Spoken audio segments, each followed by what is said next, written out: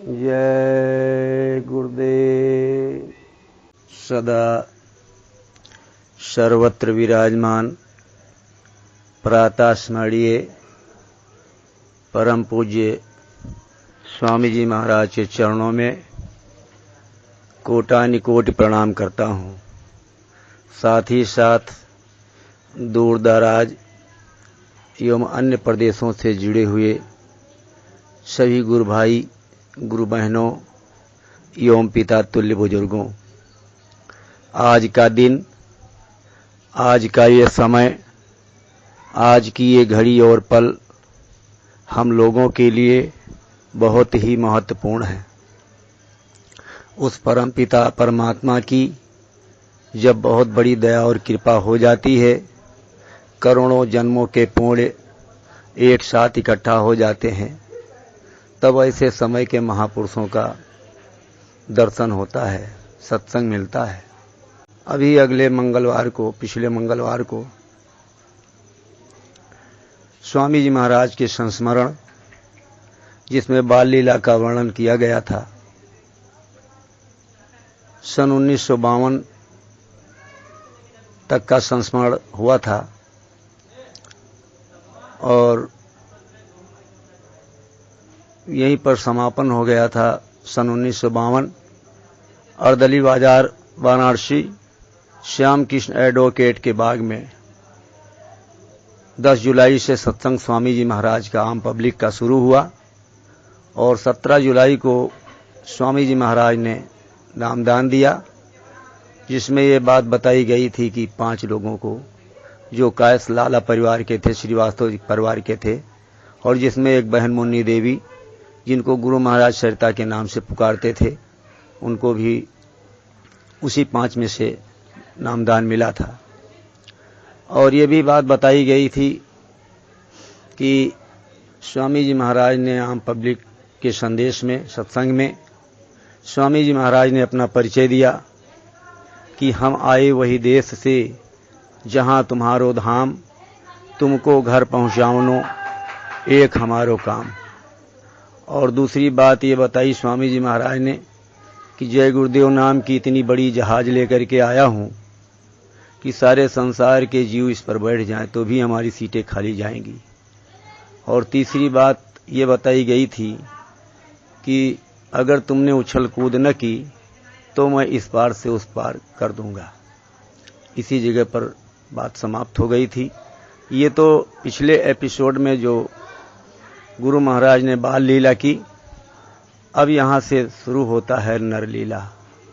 गुरु महाराज जीवों को किस तरह से पकड़ते हैं, चटाई फैलाना गुरु महाराज ने शुरू कर दिया और गुरु महाराज के मौजों की लहर उठ गई। क्या लहर उठ गई?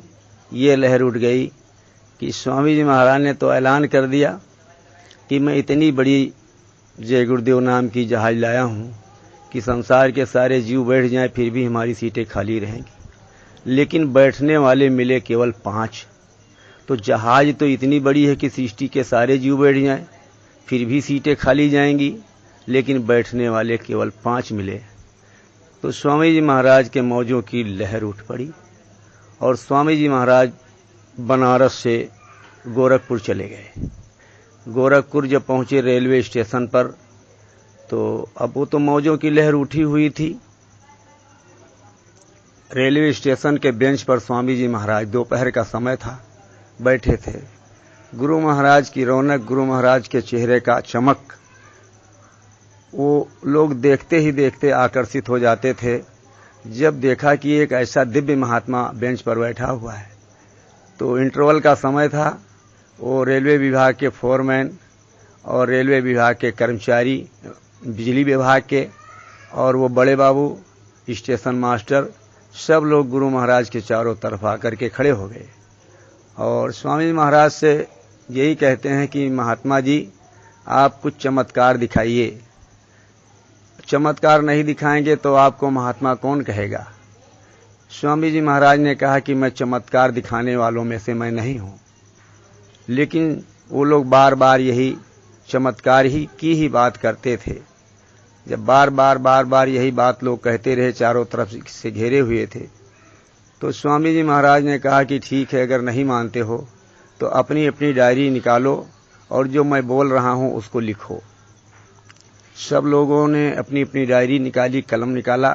तो स्वामी महाराज ने कहा कि लिखो कि कल यही गोरखपुर हवाई अड्डे से 2 हेलीकॉप्टर उड़ेंगे दोपहर में 2 बजे, और दोनों हेलीकॉप्टर ऊपर जाएंगे, फिर नीचे आएंगे दोनों, और फिर दोबारा जब उड़ान भरेंगे दोनों हेलीकॉप्टर तो एक वहीं पर ध्वस्त हो जाएगा और एक सही सलामत नीचे आएगा। लिखो अपनी अपनी डायरी में, मैं कहीं नहीं जाऊंगा, मैं यहीं पर मिलूंगा। और स्वामी महाराज ने आश्वासन लोगों को दिया। सब लोग उस समय का इंतजार करने लगे।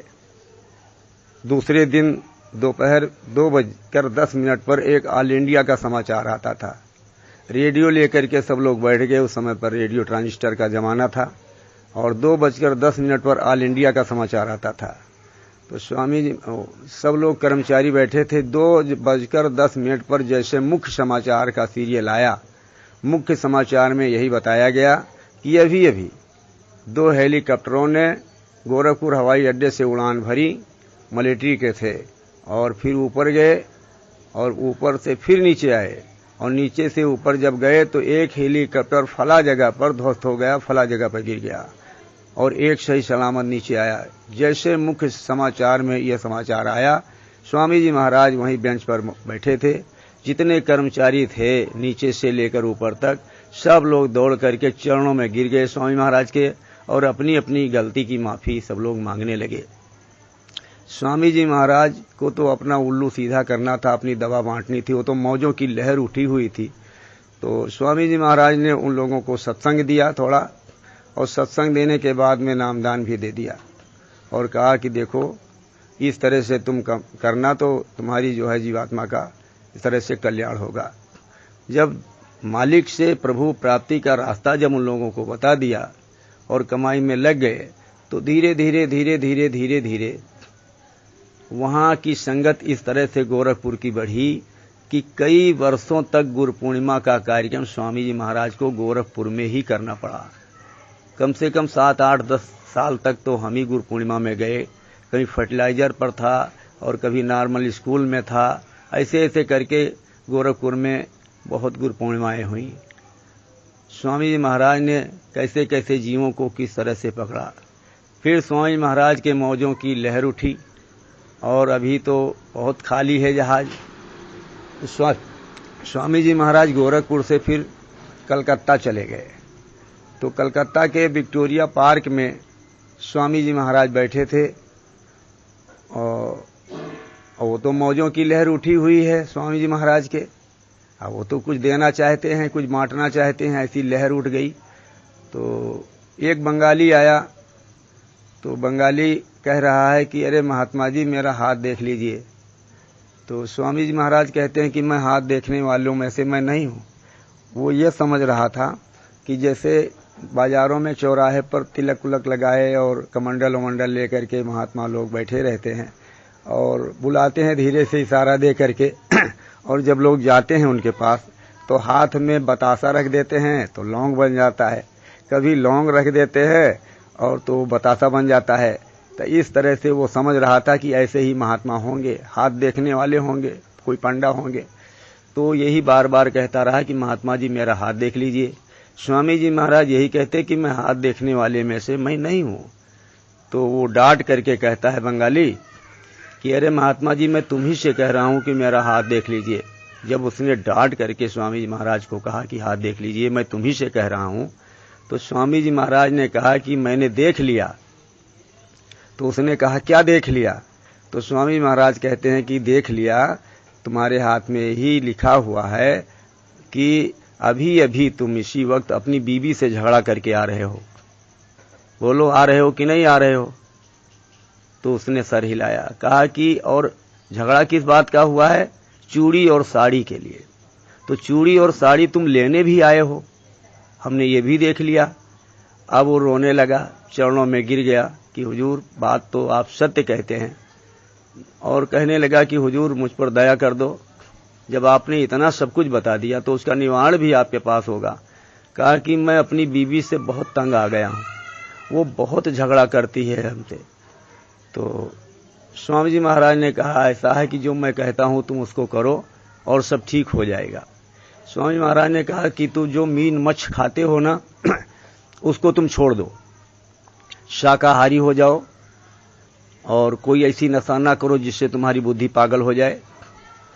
जा रहे रास्ते में कहीं गड्ढे में गिर गए, पैर टूट गया और सड़क पर जा रहे ट्रक से लड़ गए, सर फट गया। इस तरह का जब स्वामी महाराज ने थोड़ा सत्संग दिया उनको तो समझ में बात आ गई और उनको गुरु महाराज ने 5 नाम 5 रूप 5 स्थान हर एक की आवाज बता दी और बताया कि इस तरह से तुम सुमरन करना, इस तरह से तुम ध्यान करना, इस तरह से तुम भजन करना और धीरे धीरे धीरे धीरे सब ठीक हो जाएगा।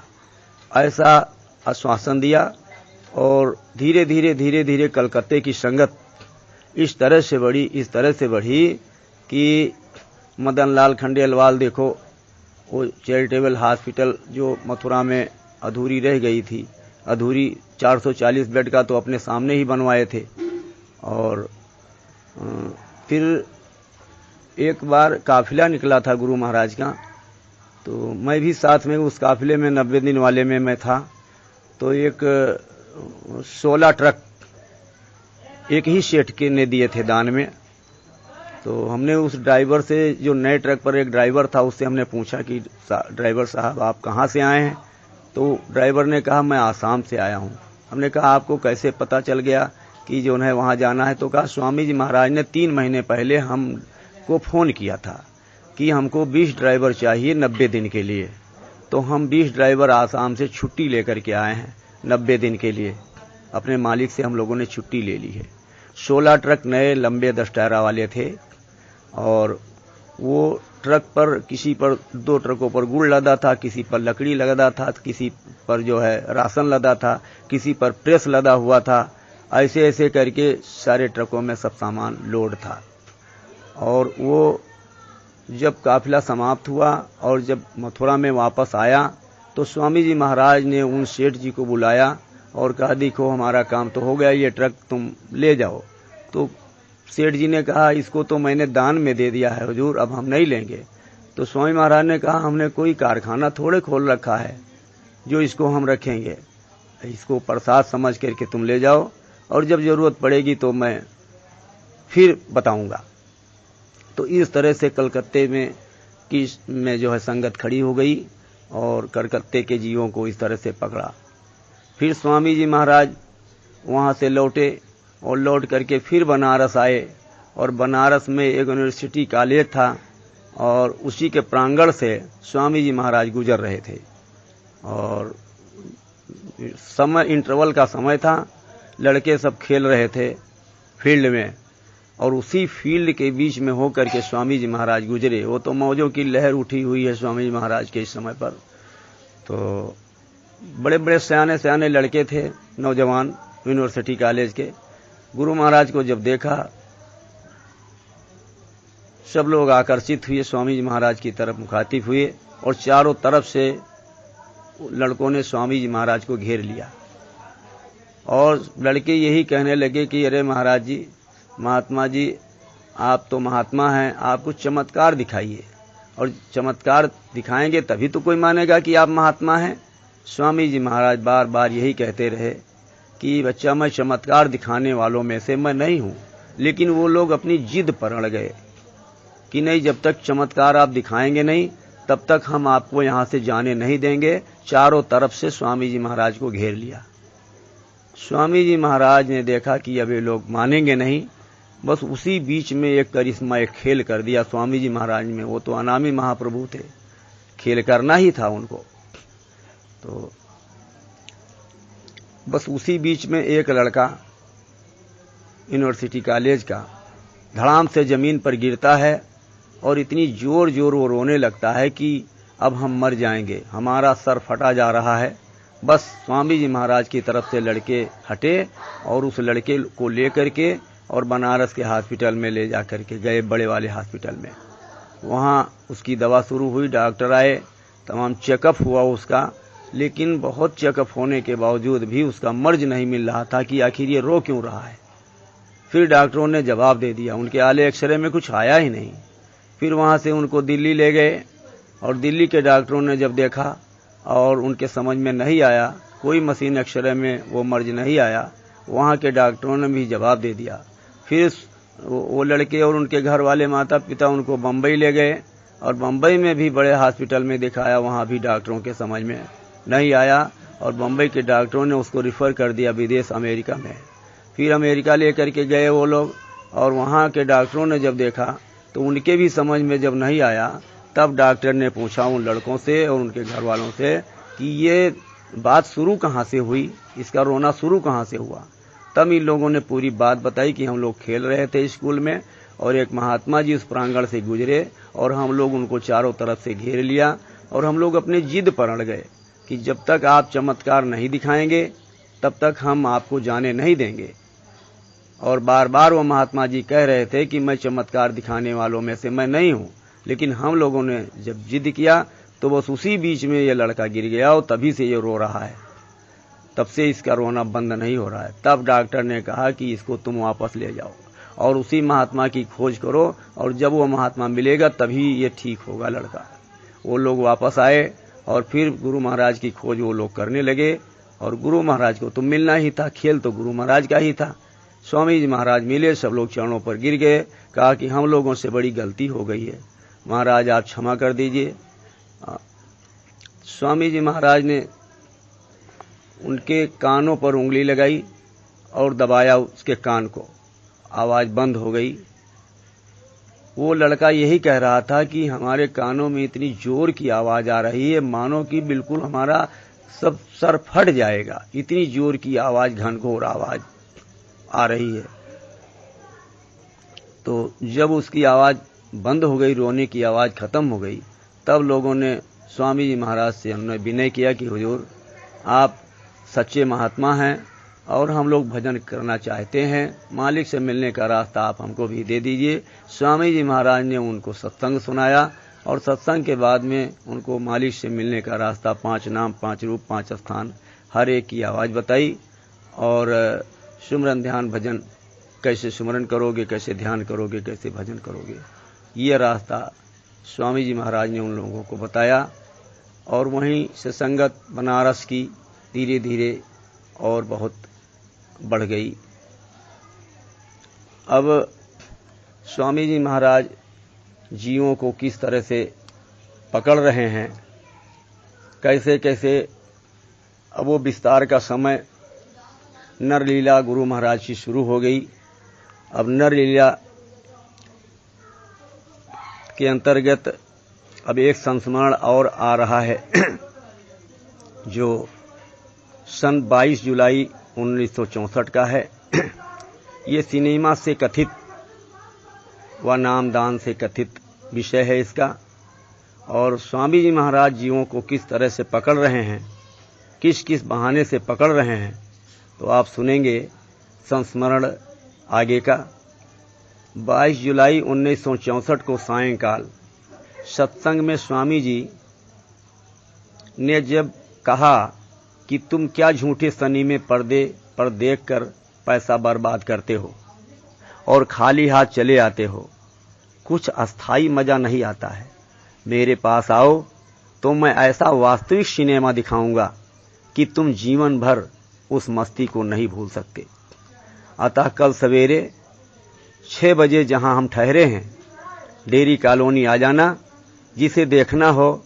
चूंकि मुझे घर से सिनेमा देखने को सबसे निचले 3rd क्लास का मात्र 6.5 आने में 40 नए पैसे में भी नहीं मिलते थे, तो मुफ्त में सिनेमा देखने के लालच में वो रघुनाथ प्रसाद श्रीवास्तव गोरखपुर के कह रहे हैं कि जब गुरु महाराज ने सत्संग इस तरह से सुनाया सिनेमा की, मैं सिनेमा दिखाऊंगा जहां मैं ठहरा हूं वहां तुम डेरी कॉलोनी में आ जाना।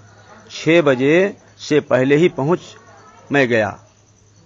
प्रातः 6 बजे ही मैं डेरी कॉलोनी गोरखपुर में, जो रेलवे कॉलोनी है, पानी के टंकी के सामने श्री बजरंग अवतार अग्रवाल स्टोनो बाबू के घर पर, जहां परम पूज्य स्वामी जी महाराज ठहरे हुए थे, वो कहते हैं रघुनाथ प्रसाद श्रीवास्तव जी कि मैं पहुंच गया।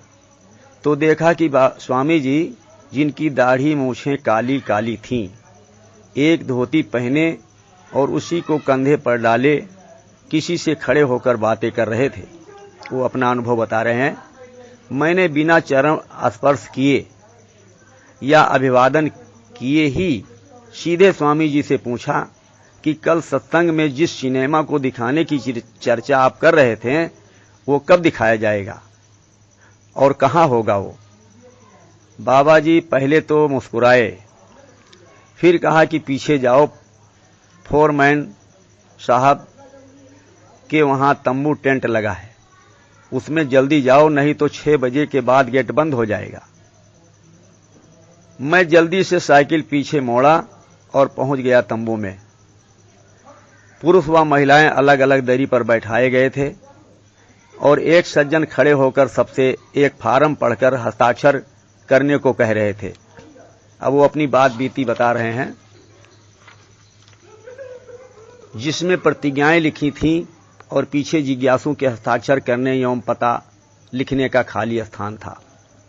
इस प्रतिज्ञा पत्र में कुछ इस तरह वचन देने को लिखा गया था कि आज से हम मांस, मछली, अंडा आदि गंदी अखाद्य भोजन पदार्थ नहीं खाएंगे और न ही शराब, गांजा, भांग आदि नशीली चीजों का सेवन करेंगे और न ही अन्य स्त्री या लड़की को बुरी निगाह से देखेंगे और समय के राजा के आज्ञा व कानून का पालन करेंगे।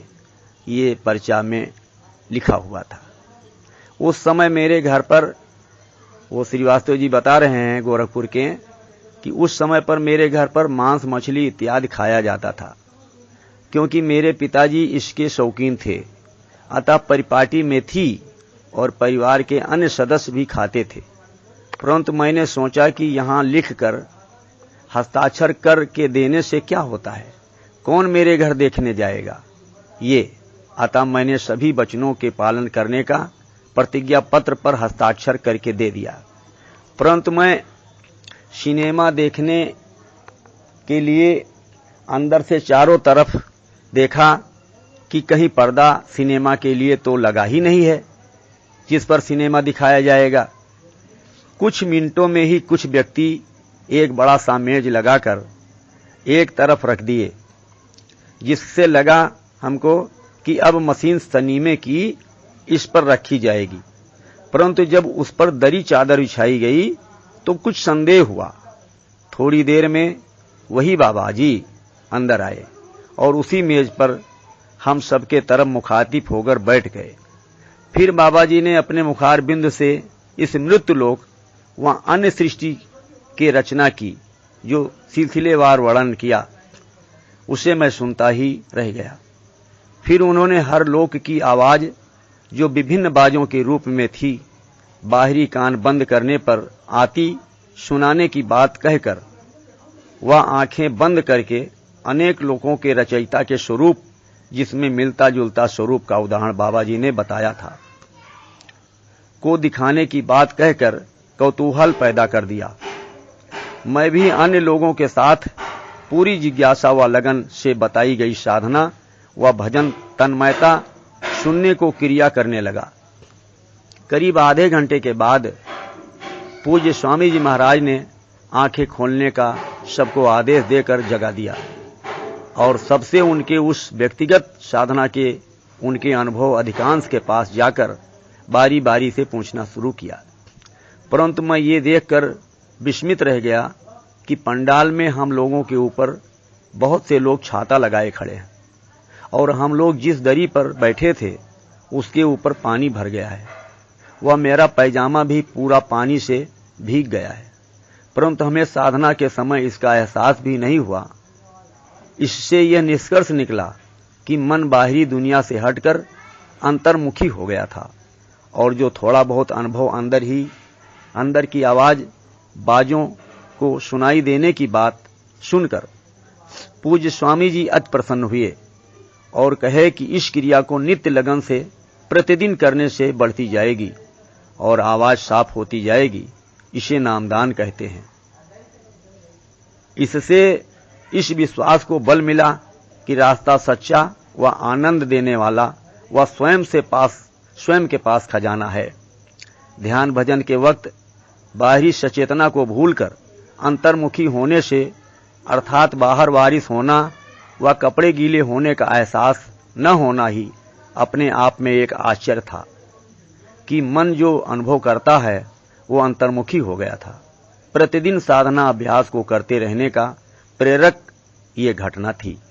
गुरु महाराज बाबा जय गुरुदेव जी महाराज का सत्संग कार्यक्रम लगभग प्रत्येक 3 महीने पर पढ़ने अर्थात गुरु महाराज के गोरखपुर आगमन doctor R P. Srivastava DMO railway के यहाँ ठहरे होने से दर्शन लाभ होने का सहज अवसर हम लोगों को मिलने लगा और उनके मोहनी स्वरूप व व्यक्तित्व में विशेष आकर्षण होने के कारण मन बरबस खिंच जाता और सायंकाल बिस्कुट फैक्ट्री हिमायूपुर में सत्संग व कभी कभी दर्शन स्थल डॉक्टर साहब के वहां ही ठहर जाने का मन करता व अवसर मिल जाने से प्रतिदिन बाबा जी का दर्शन लाभ मिलने से अजीब शांति मिलती थी।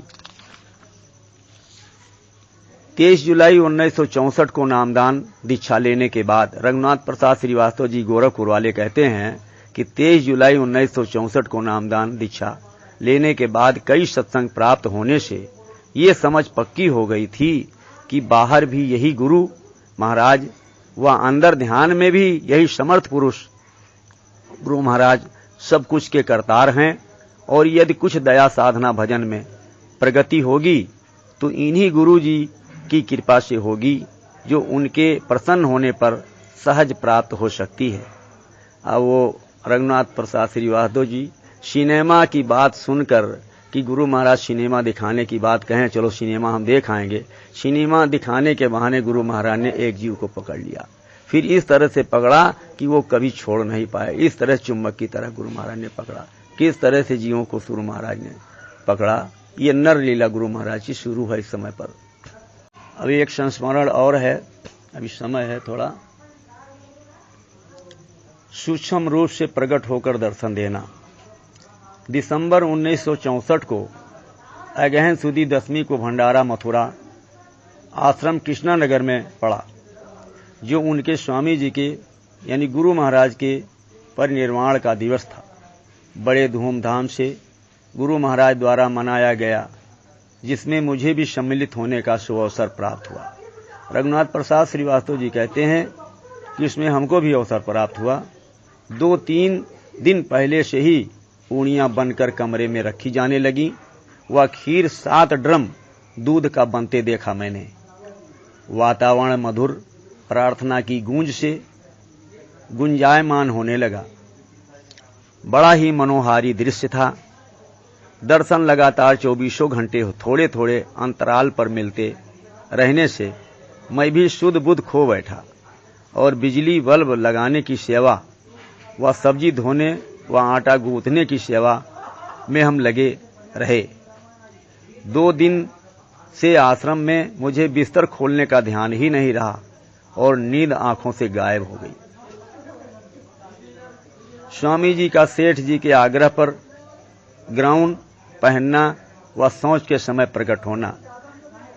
रघुनाथ प्रसाद श्रीवास्तव जी बता रहे हैं कि मैंने अपनी आंखों से देखा। वहां मैं सेवा तो कर रहा था, आटा गूंथने का, बल्ब लगाने का, सब्जी धोने का, ये सेवा तो हमको मिली हुई थी। हमने अपना बिस्तर ही नहीं खोला सेवा करते करते, लेकिन मेरी आंखों के सामने एक आया हवाला कि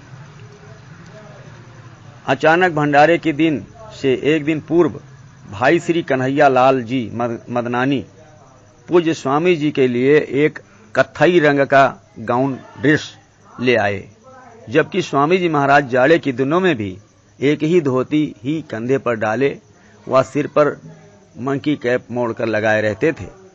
सेठ कन्हैया लाल जी पूज्य स्वामी जी से विनम्र भाव से विनती करने लगे कि वो ग्राउन पहनने की मौज करें जो वो लाए थे कोट, और स्वामी जी मना करने लगे, मुझे ये नहीं पहनना है, परंतु भगवान या गुरु भक्त के बस में होते हैं। अतः बहुत अनुनय विनय सुनने के बाद पूज्य स्वामी जी ने वो ग्राउन कोट पहन लिया और किसी की छड़ी लेकर सभी राउटियों पर दस्तक देने लगे और जिसके दरवाजे पर चूल्हा जला या बुझा पाते उसे बहुत बिगड़ते कि जब एक जगह भंडारा बन रहा है तो दूसरा चूल्हा जलाने की क्या जरूरत है। वो उनके छड़ी पटकने का दृश्य, रघुनाथ प्रसाद श्रीवास्तव जी कहते हैं कि छड़ी पटकने का दृश्य बड़ा ही मनोहारी था स्वामी जी महाराज का। दाढ़ी मूछे काली काली व चेहरे पर बड़ा ही ओज चमक रहा था कि वो मनोहारी दृश्य देख सत्संगियों की आंखों में प्रसन्नता के आंसू छलछला पड़ा और मेरे भी आंखों में वो स्वरूप बस गया और आंखों से ओझल नहीं होने देना चाहते थे हम उनके उस स्वरूप को। यद्यपि बाद में उसी दिन पूज्य स्वामी जी महाराज गाउन को उतारकर अपने पूर्व के धोती वाले ड्रेस में आ गए, जो भी बहुत ही मनोहारी था। 2 दिन के अंतराल के बाद प्रातः करीब 3 बजे मुझे शौच महसूस हुआ और निवृत्त होने के लिए श्री कृष्ण जन्म स्थान के तरफ बने बड़े बड़े मिट्टी के ढूहे टीले के पीछे चला गया। कुछ देर शौच बैठने पर मन उस मनोहारी दर्शन से वंचित रहने पर उस शौच घड़ी को कोसने लगा कि कहां कहां ये मनहूस समय आया कि दर्शनों से वंचित होना पड़ा, वरना दिन रात दर्शन लाभ से ऊर्जा व आनंद का अनुभव होता रहता था। अचानक देखता क्या हूं कि उसी टीलों के बीच से स्वामी जी महाराज उसी गाउन पहने और छड़ी लिए सामने से मेरी तरफ चले आ रहे हैं। मैं पानी लिए पीछे घूम गया और आबदस्त धोकर जल्दी आश्रम की तरफ भागा। जी ने सीढ़ी के पास बेसिन पर हाथ धोते समय देखता क्या हूं कि वही स्वामी जी महाराज अपने पूर्व के धोती वाले पोशाक में ऊपर छत पर टहलकर सबको दर्शन दे रहे हैं। मेरे आश्चर्य का ठिकाना न रहा, क्योंकि कुछ ही मिनटों पूर्व मैंने उन्हें गाउन पहने हुए कृष्ण जन्म स्थान के पास देखा था और मेरे आने से पहले उनके आकर गाउन उतारकर ऊपर जाने का कतई इतना समय नहीं था।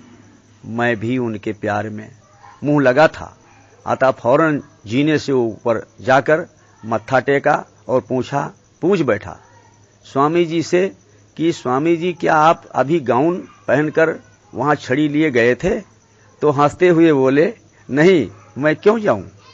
और जब मैंने कहा कि मैंने अभी आपको जब शौच करने गया था तो गाउन में आपको देखा है, गाउन कोट पहने हुए, तो स्वामी महाराज ने बहला कर बोले कि नीचे जाओ, नीचे देखो ताराबाई का पैर आग सेंकते समय जल गया है, जाओ उस पर चूना या दवा लगाओ। तब मैं समझ गया कि पूज्य स्वामी जी महाराज समर्थ हैं मेरे मन की बात दर्शनों से वंचित होने की जान दया कर वहां पर सूक्ष्म रूप से प्रकट होकर मेरी अभिलाषा पूरी कर दी है। ये उनके समर्थ होने का प्रत्यक्ष प्रमाण है।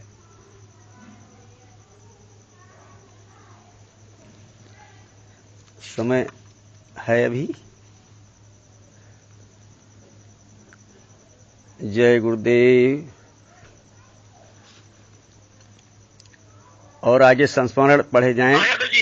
अच्छा, जय गुरुदेव। अब ये आपका अच्छा, अब अगला संस्मरण आ रहा है एक और। तीसरी आंख के चक्कर में दोनों गंवाई। बात 1965 फरवरी की है, जब गोरखपुर गांधी पार्क में पूज्य स्वामी जी बाबा जय गुरुदेव जी का 7 दिवसीय सत्संग कार्यक्रम चल रहा था और मैं भी प्रतिदिन प्रातः दर्शन लाभ हेतु स्वामी जी के ठहराव स्थल श्री बजरंग अवतार अग्रवाल स्टोनो बाबू के डेयरी कॉलोनी स्थित आवास पर जाया करता था और नामदान के निर्देशानुसार जब भी खाली समय मिले बताए गए ध्यान भजन के अभ्यास में इस लगन के साथ बैठ जाता था कि कहीं हम दोनों पूज्य स्वामी जी अथवा मेरा इस अभ्यास के पूरा हुए बगैर शरीर न छूट जाए। बात 16 फरवरी 1965 की है, जब मैं रघुनाथ प्रसाद श्रीवास्तव जी कह रहे हैं कि बात 16 फरवरी 1965 की है, जब मैं पॉलीटेक्निक की 2य वर्ष का छात्र था और स्कूल में जल्दी करीब 1:30 बजे ही छुट्टी हो गई।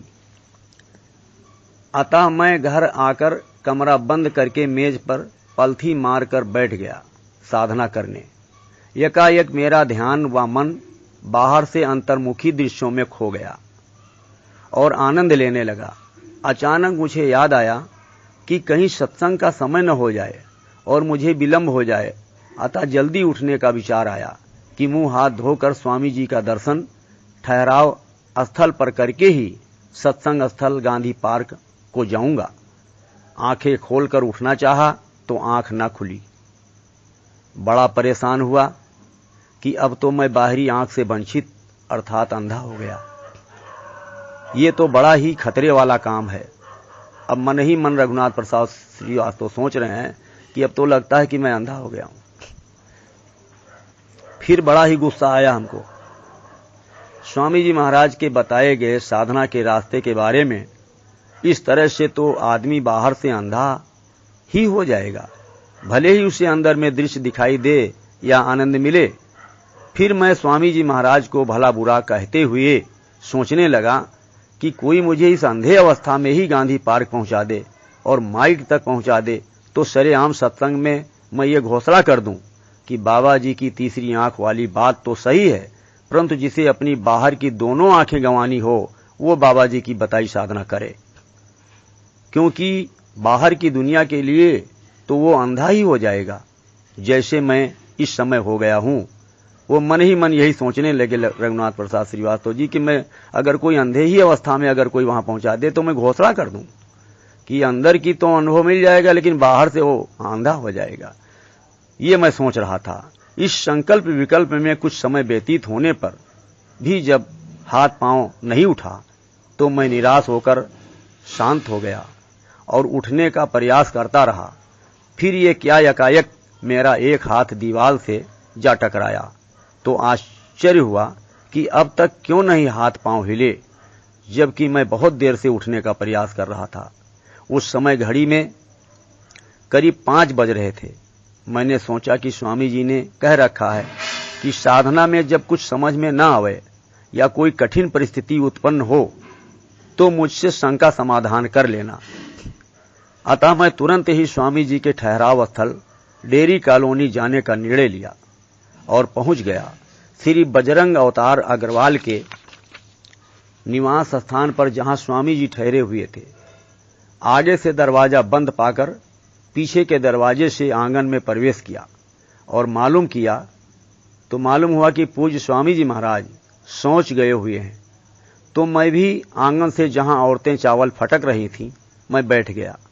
कुछ मिनटों में ही स्वामी जी निकल आए और हाथ धुला रहे भक्त श्री राम सजन पांडे जी, जो सीआईडी थे, सीआईडी पांडे जी ने कहते हैं, जिसकी मैं चर्चा बराबर करता रहता था कि वो राम सजन पांडे जी मुसम्मात प्रधानमंत्री के वो जो है विश्वसनीय सीआईडी इंस्पेक्टर थे।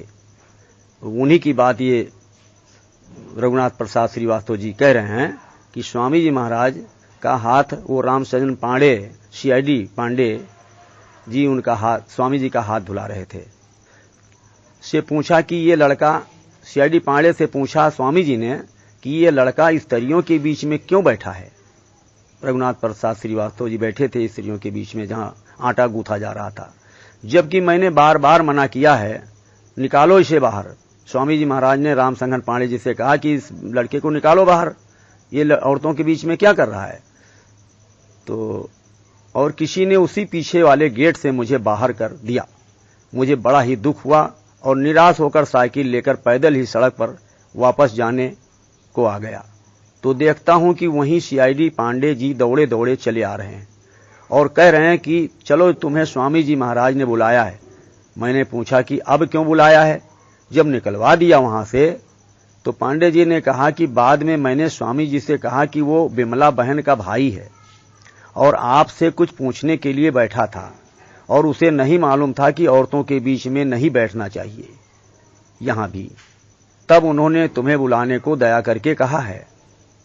अतः मैं रोता हुआ उनके स्वामी जी के सामने हाजिर हुआ। उन्होंने बड़े ही प्यार से पूछा कि कहो क्या पूछना था। जैसे ही मैंने कहा कि आज साधना पर बैठा था और समाप्त करके उठना चाह रहा था तो मेरी आंखें ही नहीं खुल रही थी, हाथ पांव भी नहीं हिले। तब उन्होंने कहा कि देखो अब सत्संग का समय हो गया है, वहीं चलो, तुम्हारे सभी प्रश्नों के जवाब मिल जाएंगे, ध्यान से सुनना, स्वामी महाराज ने कहा। फिर बिना कुछ कहे मैं सीधे वहां से गांधी पार्क में बने सत्संग मंडप में पहुंच गया और आगे ही बैठ गया। करीब आधे घंटे पश्चात परम पूज्य स्वामी जी महाराज मंच पर पधारे और सत्संग प्रारंभ कर दिया। बीच में उन्होंने कहा कि यह है अध्यात्म की पराविद्या, जहां पर तुम्हारी ये सभी भौतिक विद्याएं समाप्त होती हैं, वहां से इसकी शुरुआत होती है। जब तुम दुनिया की ये भौतिक विद्याएं सीखने और जानने में 25-30 वर्ष समय व्यय करते हो और परीक्षा देते हो तो 100% कोई नहीं पाता और 33% अंक पाकर पास हो जाते हो और 67% ज्ञान से फिर भी अपने को पास समझते हो और आध्यात्मिक क्लास में आज ही शामिल हुए और चाहते हो कि आज ही पास ही हो जाऊं। ये कैसे हो सकता है? स्वामी जी महाराज ने सत्संग में बताया, अगर पास भी कर दिया जाए तो तुम पागल हो जाओगे। देखो स्वामी जी महाराज उत्तर दे रहे, और कुछ समझ में नहीं आएगा, न तो तुम्हें ये मालूम कि ये मन कहाँ का रहने वाला है, कहाँ से आया है, और न मालूम कि सूरत जीवात्मा कहाँ से आई और शरीर में कहाँ बैठी है। बस आज ही सब कुछ मिल जाए, अगर मिल भी जाए तो रख समझ नहीं सकते। सब बातें धीरे धीरे सत्संग से ही समझ में आएगी।